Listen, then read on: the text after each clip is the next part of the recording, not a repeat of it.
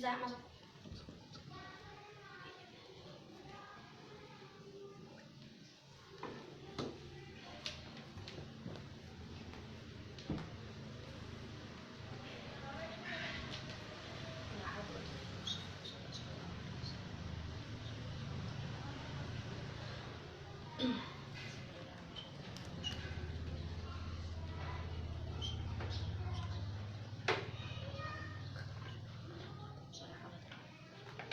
Al-Fatihah.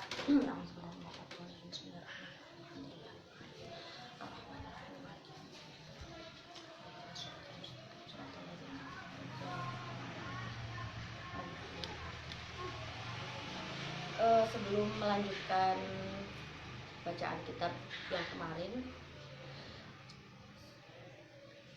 itu ternyata beberapa teman tidak bisa mengikuti live pengajian di Facebook Fatayat. Akhirnya beberapa melihat tayangan ulangnya. Lalu ternyata ada banyak teman yang bertanya seputar hukum puasa pada saya lewat Japri. Mereka meminta pertanyaannya dibahas di live streaming. Akhirnya saya memutuskan nanti setiap harinya, sebelum membaca bagian yang baru, saya akan menjawab beberapa pertanyaan terlebih dahulu. Jadi kemarin itu ada yang bertanya, Kang, bagaimana hukumnya jika ada seorang suami istri yang melakukan hubungan suami istri di malam hari, lalu ternyata mereka lupa mandi, lalu ketiduran, bangun tidur sudah pagi. Apakah boleh melanjutkan puasa?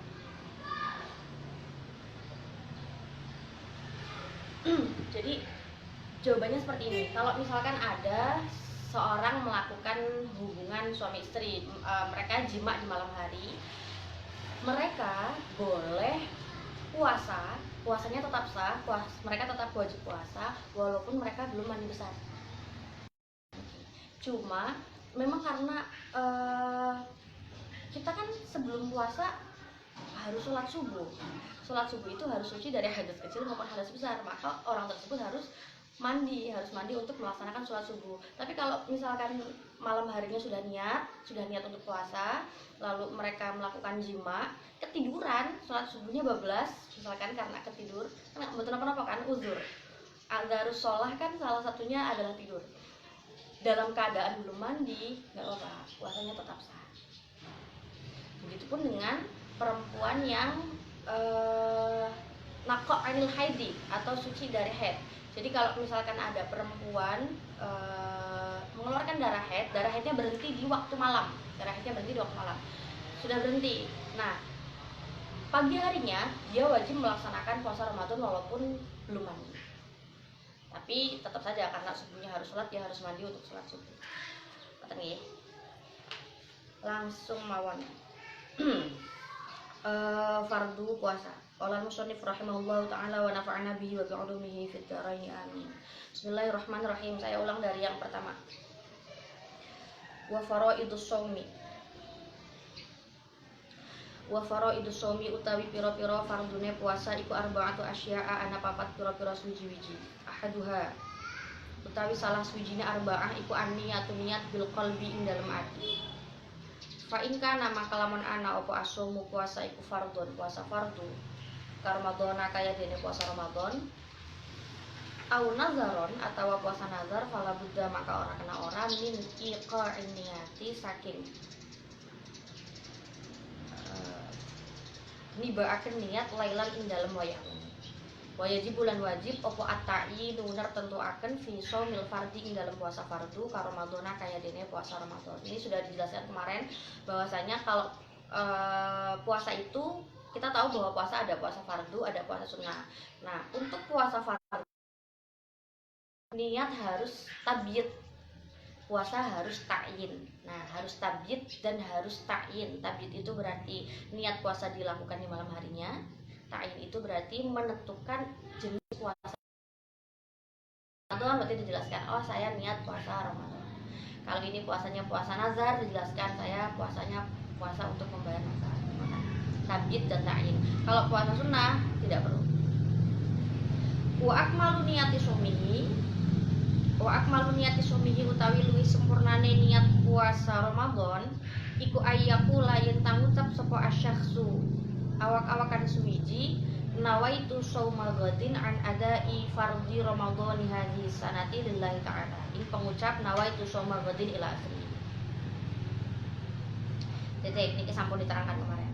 Lanjut wasani utawi kang kaping loro min faraidi shaum nggih, fardu puasa yang kedua iku al imsaku ngeker. Imsak itu kemarin artinya adalah menahan diri. Iku al imsaku ngeker anil ukli saking mangan wasyurbi lan minum. Wa in qalla senajan kedik. Oh, bukan seperti itu. Utawi kang kaping loro iku al imsaku ngeker anil ukli saking panganan. Nah, anil ukli saking panganan wasyurbi lan inuman. Wa in qalla senajan kedik opo al makulu barang kang den pangan wal masyrubu lan barang kang den inum ainda ta'amudi ing dalem nalikane sengaja. Jadi fardu puasa yang kedua adalah menahan diri dari makan dan minum. Oke. Kenapa kok di sini mendengar kata akling nggih? Karena kita baca di dalam kitab Bajurinya qauluhu al imsak anil ukli bi dhammil hamzati bi makna makul. Nggih, li'annahu al muraduna wa amma bi fathiha fa huwa al fi'l ladzi huwa tahrikul fam. Jadi gini, ada perbedaan antara makna uklun yang hamzahnya di dhamma dengan akal yang. Jadi kalau aklu yang hamzah itu maknanya adalah aktivitas mengunyah.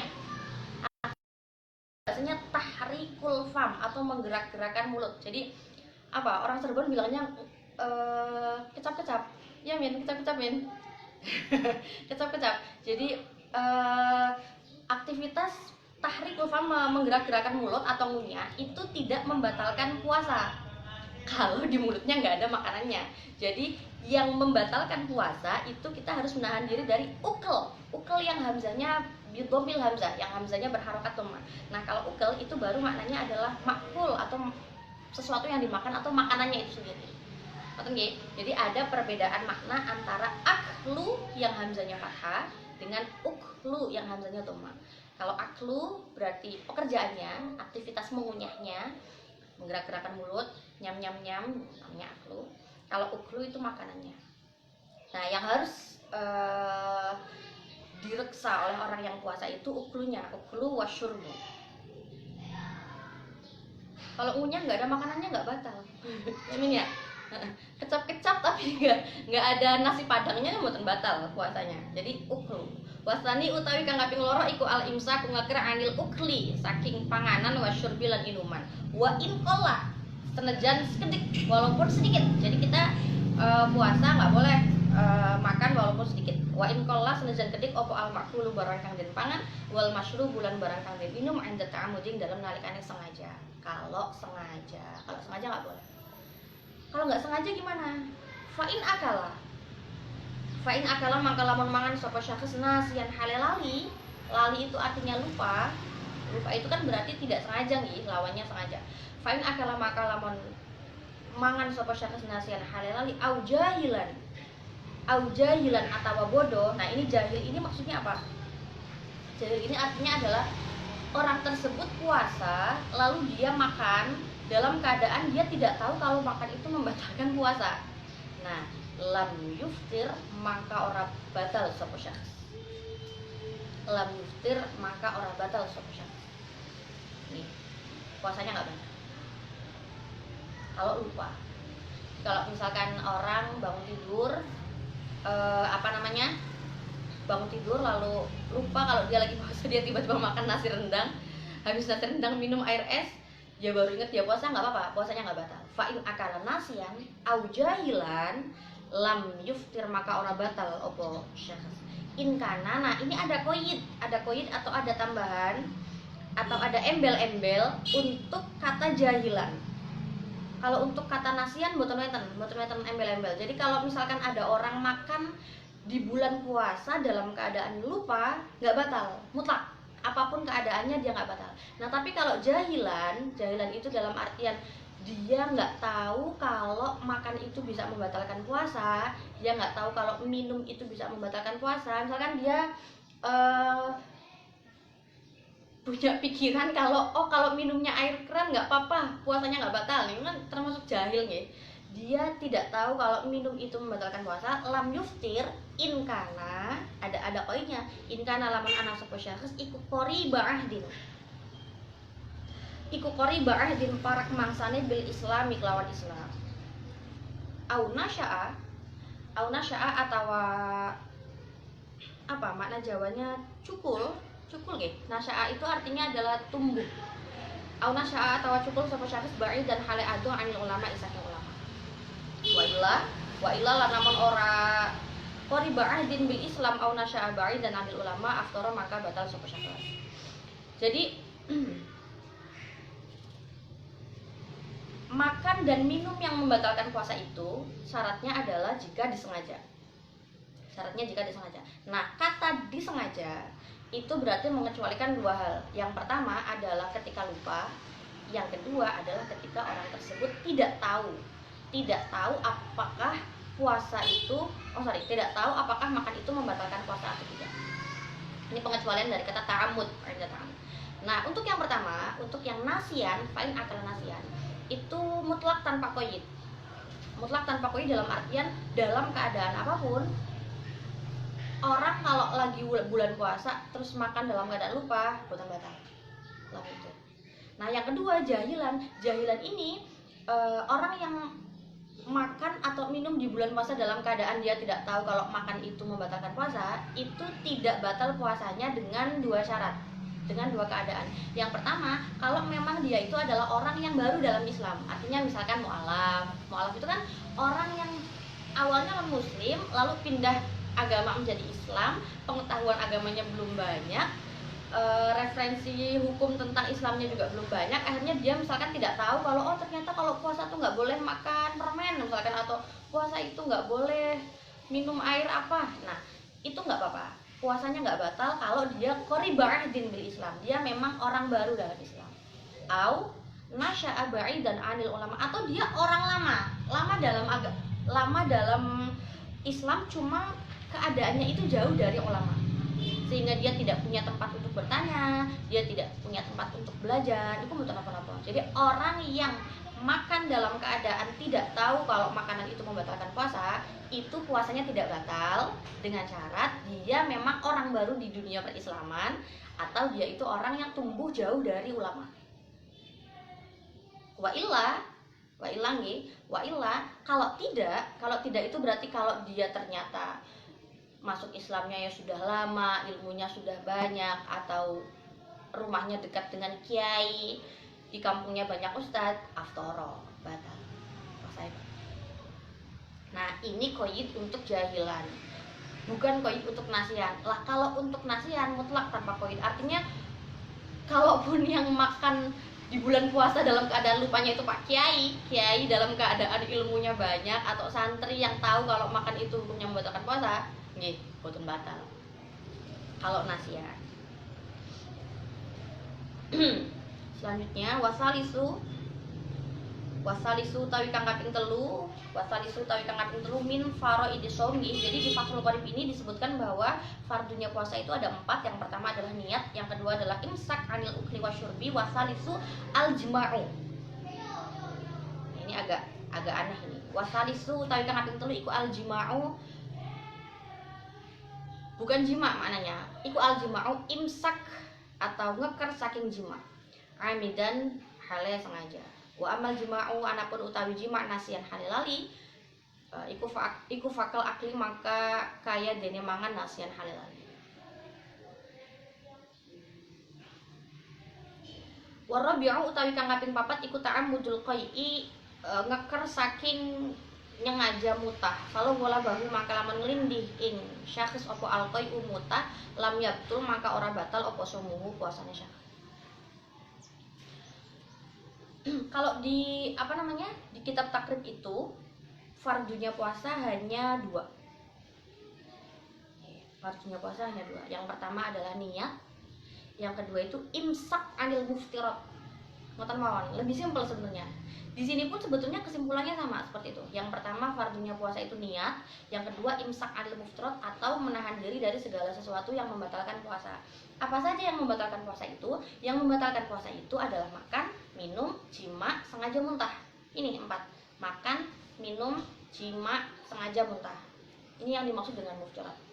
Nah, di Fathul Qorib Kiai Musonifnya sedikit merubah dalam artian dari segi bahasa berbeda, cuma maknanya sama. Jadi di sini disebutkan bahwa fardunya puasa itu ada 4. Yang pertama niat, ya.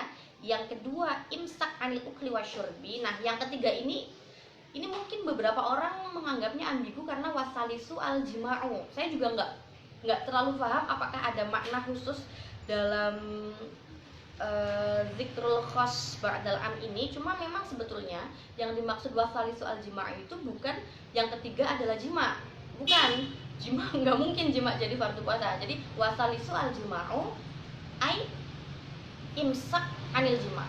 Paham ya?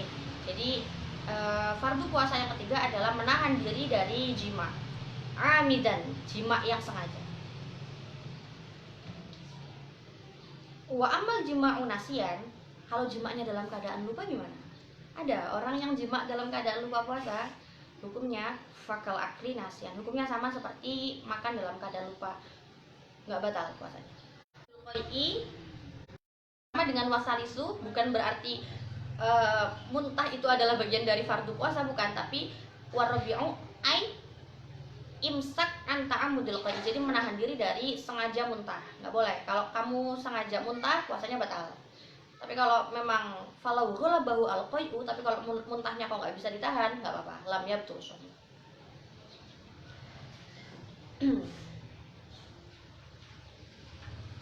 Sudah, pokoknya intinya fardu puasa itu ada 2. Yang pertama adalah niat, yang kedua imsak anil muftirat.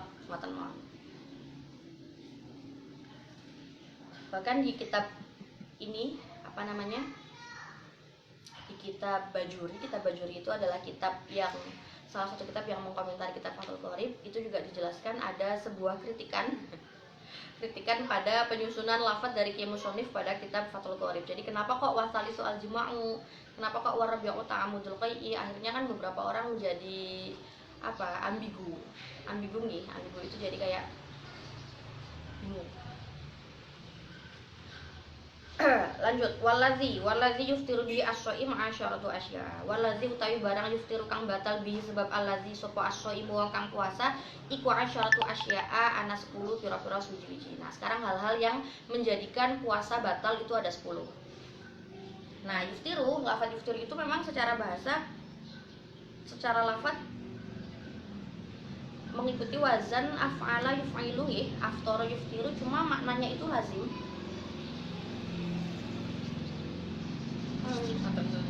Waladzi yuftiru bi as-shaim asyaratu asya'a.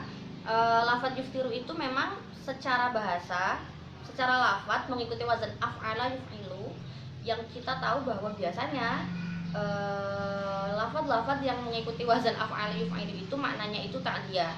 Ta'diyah itu kalau dalam bahasa Indonesia adalah, ini jauh dari fikih sebenarnya, cuma nggak apa-apa saya terangin. Dalam bahasa Arab, kata kerja disebut fi'il.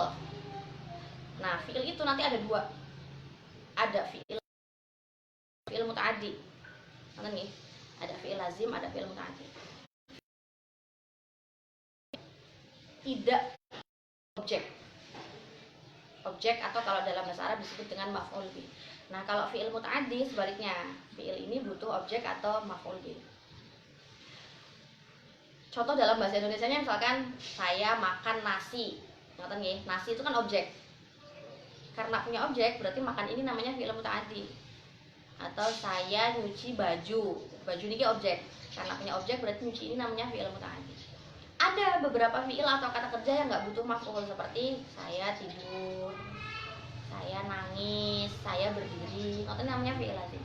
Nah, biasanya lafaz-lafaz yang diikutkan pada wazan af'ala yuf'ilu itu fi'ilnya muta'addi. Biasanya maknanya muta'addi, tetapi Kalau after yuftur mboten, jadi tetap lazim. Walazi utawi barang yuftiru kang batal bihi sebab alazi. Ini tak dia biharfil jar, ngoten nggih. Walazi utawi barang yuftiru kang batal bihi sebab alazi sapa asoi wong kang puasa iku asyaratu asya'a ana 10 pira-pira suci.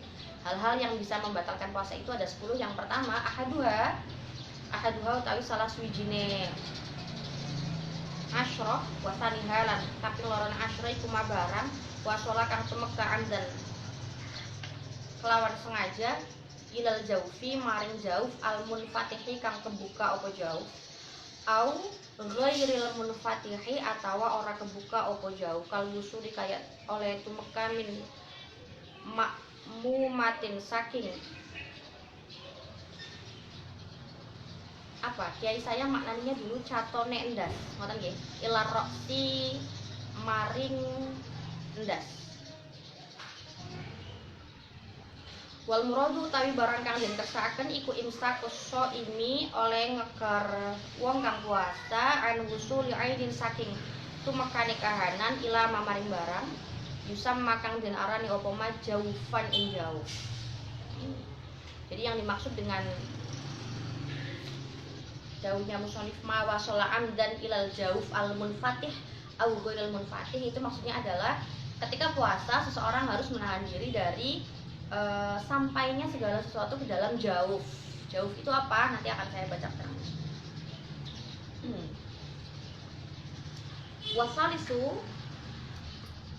Wasalisu utawi kang kaping 3 iku al huknatu. Iku al huknatu nganjingaken obat fi ahadis sabilaini dalam salah suwijine dalan loro. Wahya utawi huknah iku dawaun obat. Yuhtinu kang nganjingaken bihi kelawan dawa sapa almaridu wong kang gering. Orang yang sakit sapa almaridu wong kang gering fi kubulin ing dalem kubul au duburin atawa dubur.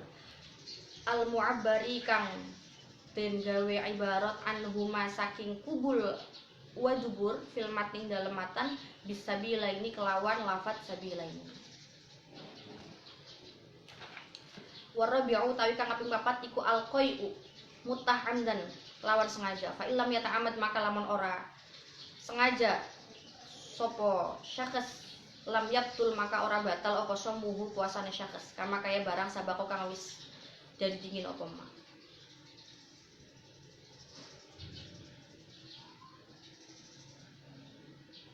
Wal khamisu utawi kang kaping 5 iku alwatu wati amdan kelawan sengaja fil farji dalam farji fala yuftir maka ora batal sapa as-shaimu wong kang puasa bil jima' kelawan jima' nasian halilali kama kaya barang sabako kang sedih sama. Pun ini nanti mau saya jelaskan besok seputar apa saja yang membatalkan puasa, apa saja yang membuat puasa seseorang batal, termasuk beberapa mitos yang berkembang di kalangan masyarakat. Banyak pertanyaan-pertanyaan kayak misalkan apakah betul menangis itu membatalkan puasa, atau apakah betul pakai obat tetes mata yang nantinya berefek lidahnya jadi pahit itu membatalkan puasa, atau apakah infus itu membatalkan puasa. Nanti akan dibacakan keterangannya besok sampai 10 ya. Wasadisu ilauna wallahu a'lam.